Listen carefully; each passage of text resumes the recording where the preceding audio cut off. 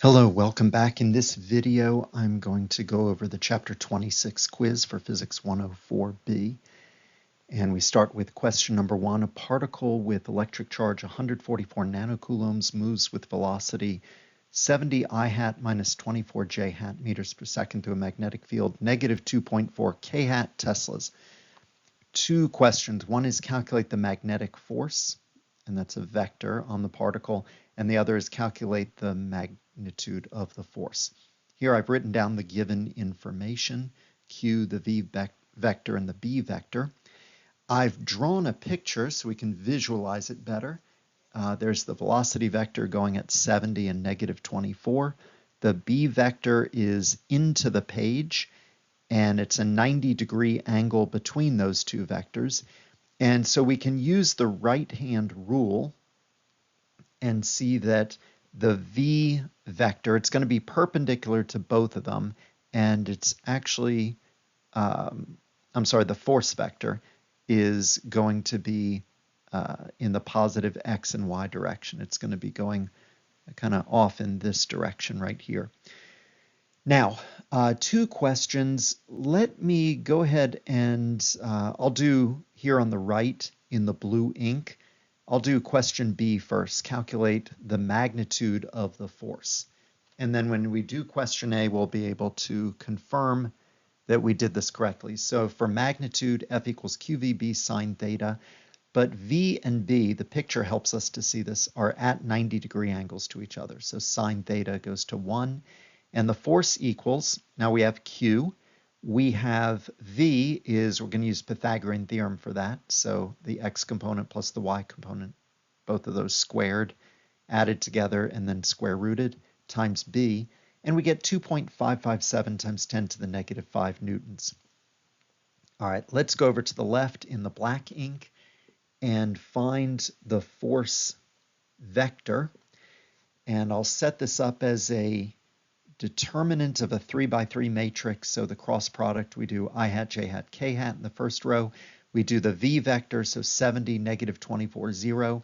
And the B vector, 0, 0, negative 2.4.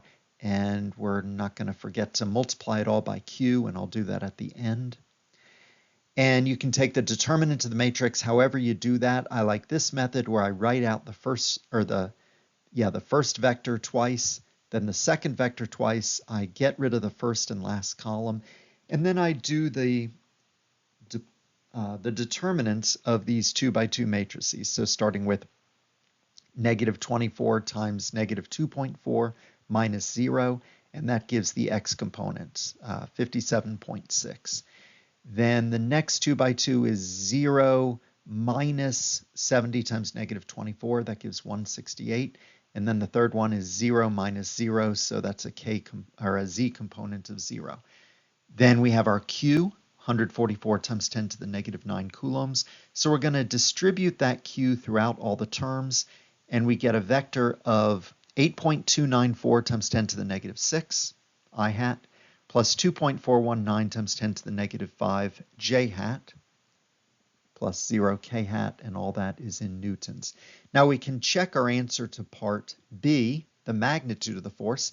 We have our x, y, and z components, use Pythagorean theorem. So square root of fx squared plus fy squared plus fz squared, and we get the answer that I got over here. Number 2, an alpha particle moves at 32 kilometers per second in a plane perpendicular to a 724 microtesla magnetic field. Calculate the radius of its path, calculate the time it takes to complete one circular orbit. All right, we'll start with F equals ma. The magnetic force is QVB. For that centripetal acceleration is v squared over r, so we have on the right-hand side mv squared over r. We're going to solve for r. So we get r equals mv over qb, plug in all those values, and you should get a radius of 0.918 meters. Then if we want to know the time for one period, so the time is the distance it travels, which is the circumference of the circle, 2 pi r, divide by v, and we get 1.8 times 10 to the negative 4 seconds.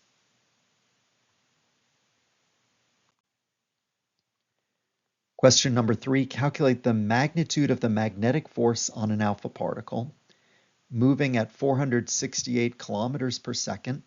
And you can see my two pictures, A and B. So part A, perpendicular to a 0.849 Tesla field. And so in this case, the angle between velocity and magnetic field is 90 degrees.